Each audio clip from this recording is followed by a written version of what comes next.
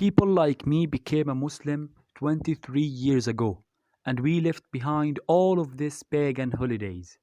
It's really concerning that people that were born Muslim are now celebrating what I left. Subhanallah. لا حول ولا قوة إلا بالله. This obsessed me because I think about how Islam started. I think about the house of Dar al-Arqam, which was a small room with a handful of Muslims, and this is basically how Islam started out.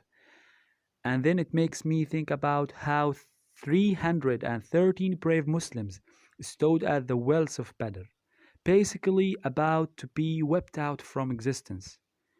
I start to think about the struggles that the Muslims went through, the embargo that we went through. So they had to eat grass. Nobody would trade with them. No one would give them food. They couldn't even buy food. I start to think about the people that suffered under the torture of Quraysh, like Bilal and Khabbab ibn al-Arat, radiyallahu anhum. I start to think about Sumayya, the first martyr of Islam, that was murdered because she said, La ilaha illallah Muhammadan Rasulullah. I start to think about all of the difficulties that Rasulullah sallallahu alaihi wasallam, our beloved Prophet, went through with his companions, the strong ones that stood with him through thick and thin, through everything.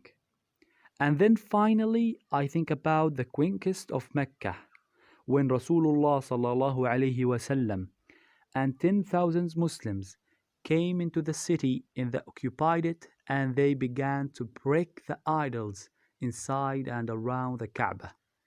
All the things that the Muslim want to go through, you know the Khulafa Rashidun. You know the difficulties that they went through.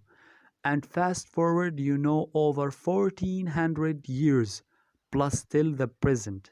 All of that is lost.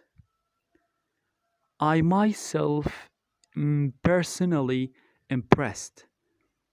If Rasulullah sallallahu alaihi wasallam or any of the Sahaba would walk in the land of the Kingdom of Saudi Arabia, and this is not against the Kingdom of Saudi Arabia or the government, it's just for the people that celebrate this paganistic holiday of Halloween. What I am trying to say, my whole point is Rasulullah sallallahu alaihi wasallam used to cry out, Ummah, Ummah, my Ummah, what will happen to my Ummah? All for us to do this?